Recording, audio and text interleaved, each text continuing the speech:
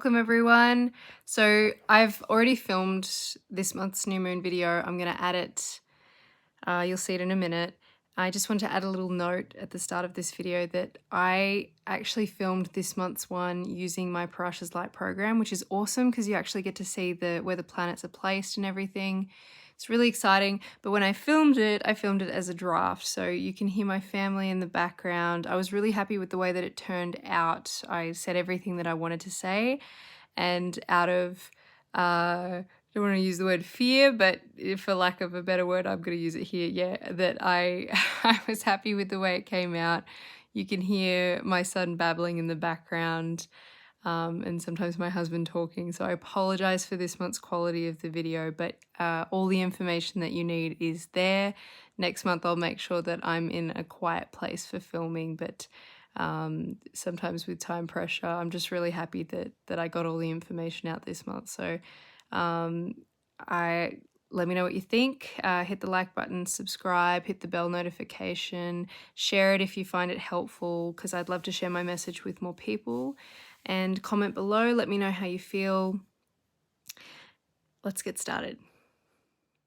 And this is this month's new moon. You can see the moon here with the sun in the 10th house in Pisces. And you can see that Venus has already moved through that gateway from Pisces back to the first sign, Aries over here. So in Vedic astrology, the first sign is Aries, then followed by Taurus, Gemini, etc., etc. The last sign being Pisces, which is the deepest water. It signifies, traditionally, if Aries was in the ascendant, Pisces is in the 12th house. And you can see, that here Pisces is in the 10th house of career and work and that energy, and it's sitting here as a new moon with the sun and Mercury, and these planets are going to move across through the portal, as Venus has just done, back into Aries. So it's like a death rebirth phase, which is called a gandanta. So a gandanta is a karmic knot that is about to be unraveled. I believe that there's 3 different types, but this particular one is Pisces being reborn back into Aries. And it can be a little bit as it's shifting through, because literally it ends at 30 degrees. Moon is right at the end here, and so is sun. Moon goes through this every month, obviously, because it moves through a sign over 2 days, so we don't feel it as much. But for these other planets that move slower than the moon, it's quite a big shift and change. So you might feel as those planets shift into Aries, and sun is moving into its exaltation sign at the degrees point at the beginning of the sign where it'll be at its heightened point. You don't want to make any big decisions around that time of the month. You want to wait until later in the month if you've got any big decisions to make and stuff. Just slow down. Uranus is here also, so it's that I'm going to do it my way, breaking away from tradition. So yeah, definitely wanting to slow down, breathe, think, and sit on a decision and then make it when you feel aligned, not harsh, quick, immediate decisions. And this moon is in the star of Revati, which is really cool. So I just wanted to go through some information. So Pisces is the 2 fishes. It's the deepest waters. It's the last sign of the zodiac, and it also traditionally reflects and represents the 12th house energy. So it's that, loss, enlightenment, ashrams, foreign places, things like that. So endings, death, rebirth. It's the deepest waters because it's the last placement of the zodiac, and even though it looks like it's right next to Aries, it's actually 12 places away from it. So it's really far away. So if you were sitting in Aries on a boat, or rather in Cancer in the water, you can't even see Pisces because they're right at the bottom of the ocean, swimming in Atlantis and having, mystical experiences and spiritual experiences. So it's a sign of isolation, but it's in the star of Revati, I apologize if I've pronounced that incorrectly, but it's a time of nourishment. It's a star that represents comfort. So it's ruled by Saturn, but this particular star is the keeper of flocks. So it's the shepherd, it's the protector, it's the nurturer of others on their journey. The deity that represents this particular star is Pusa, which is the cowherd keeper, and it really reflects this time of advancement, leaps and bounds. And because it's in the house of career as well, I just really feel like spiritually we're coming to a head. Literally, like we're just, okay, something has shifted. We are moving to the next level. Like any, when you take off, sometimes there's a bit of turbulence as you're moving to a new place. If you think about, literally death, like you leave the body, you've got a journey back to cosmic consciousness. It's a bit rough because you haven't been there for a while, so you've got to catch your breath. But once you arrive, and you rebirth, like you're the baby back in Aries again. It's ruled by Mars, so it's all about action and go, go, go. I mean, I've got a 1.5-year-old you can hear in the background. And he just goes and goes and goes. And it's very much that energy of sitting in Aries. So, yeah. And the symbol for this is also the drum. So it's the beating drum. It's just beating us out. Let's go. It's a new moon too, so it's about setting intentions. It's a brand new start, and it's just beautiful because literally we are jumping portals and being rebirthed back into Aries. It really does feel, and this is intuitively myself speaking, that we have come to a head. That I saw a lot of, indications for wealth and abundance here, and that it's only just going to grow because it's moving into the house of gains. And again, this is specifically where I am in Australia, in the world in Canberra. I understand that other Vedic astrologers can sometimes have them in different houses based on their locations around the world. But for myself here on Australian Eastern Standard Time, it just looked like this. And you can see most of the planets too are on the right side of the chart. So it's very much career indicated, a rebirthing. So we are letting go of all that, past self stuff. We're moving into this brand new energy. It's a little bit rough when we go through the portal, but once we arrive, it's a brand new energy. And you've got that Mars, Lord of Aries, energy there to, just the firepower to kind of fuel us forward. So we've got the ram there to start moving us in the right direction as we we start to take action on the intentions that we've set this new moon.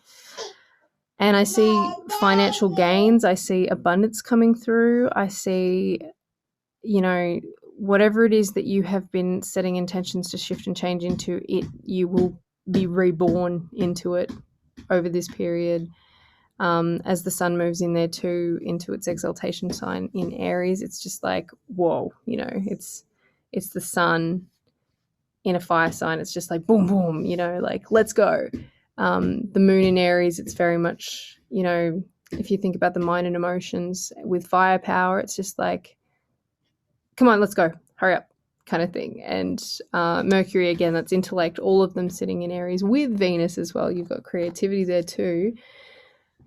It's a beautiful stellium of these energies that are just kind of playing around. The moon will be gone by that point, by the time Sun and Mercury are definitely in there. But yeah, and we've got Jupiter in Aquarius now that's moved out of Capricorn. It will do a retrograde and come back, but it's definitely a lot happier in Aquarius in that 9th house because Saturn rules both Capricorn and Aquarius, and Jupiter and Saturn are like almost total opposites. Saturn's about restriction, whereas Jupiter's expansion. And yeah, it's a very interesting energy to be playing with. And you've got these other outer planets here. You've got Pluto sitting with Saturn there, and because they're the slowest moving planets, that these energies are probably some of the most important, because they are sitting there for such a long time that they're like these themes that play out for,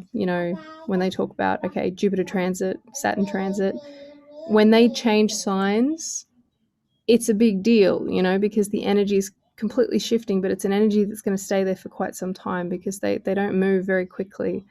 So Jupiter coming into Aquarius is a big deal. Aquarius is the humanitarian sign. It's about the people. It's about supporting underprivileged people. It's the scientist, so it's bringing this Jupiter, the guru, our teachers, higher knowledge and wisdom energy into the scientist. So you'll be coming up with ways of helping others, and it's also in the house of higher learning, so it's very interesting. But Neptune's sitting there, so there might be a little bit of fogginess around there and diving a bit more into the spiritual side of it. Anyway, so I might leave it there for this month. I can see, everybody's sitting to the right side of the chart other than Ketu, which is sitting in the 6th house in Scorpio, in Jester. And I believe Jester is about, I think it's like me first, Dominion. But again, eyes on the prize is on the 12th house. Rahu sitting there with Mars in Taurus. And it's, again, ruled by Venus. These energies of... And again, I'm just talking about the snapshot here, like they're going to transit and move in and out of signs.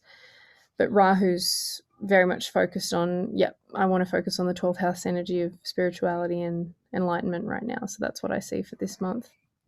All right, well, I'll leave it there. Have a great next fortnight until I talk to you guys about the April full moon. That's on the 27th, Australian Eastern Standard Time at 1:31 p.m. And that will be in Libra in Swati star Nakshatra. So what I can see there is a lot of stuff to do around air and movement, about prana and breathing. It's literally like if there's no air, we don't breathe, there's no life. So we'll talk about some of that stuff in the next 2 weeks as that comes up. And it will be sitting with Uranus in the 4th house. So it's about breaking tradition and shifting energy. So again, like I said, other Vedic astrologers will have different houses based on their location in the world. But this particular sign of Libra with Uranus, it's about balance and harmony, but also breaking away from tradition. So what does balance and harmony look like for you? What does it look like for others? And shifting away from societal norms and things like that. So bada bing, bada boom. I hope you guys like this reading. This is different to my usual ones because I'm doing it with my program on the computer. And again, like I said, this is new, and this is how I do my readings as well. So you can see my super cool cosmic background that I get to use when I do my Zoom consultations. If you enjoyed this, hit the like button, subscribe. I'd love to hear what you think. Drop me a comment. If you're interested in getting a quantum asteroid map reading, head to my website, chelseasongcard.com. All you have to do is scroll down. You can find it, click on the PayPal button, and I'll make a time with you when I see the notification pop up. Other than that, keep an eye out for the Cosmic Money Mastermind I'm going to be dropping in the next 3 to 4 weeks for 8 magical, mystical souls that are interested in quantum physics and astrology, and coaches specifically that are looking at moving towards understanding, fully grasping their purpose, their incarnated purpose here on Earth, moving away from imposter syndrome and doubt, and learning the secrets of abundance from the universe and how to manifest more wealth into your life. All right, that's it from me. Hit the bell notification, subscribe, like this video, share it if you felt that it was helpful. Drop me a comment, and I'll see you in the next 2 weeks. See you then.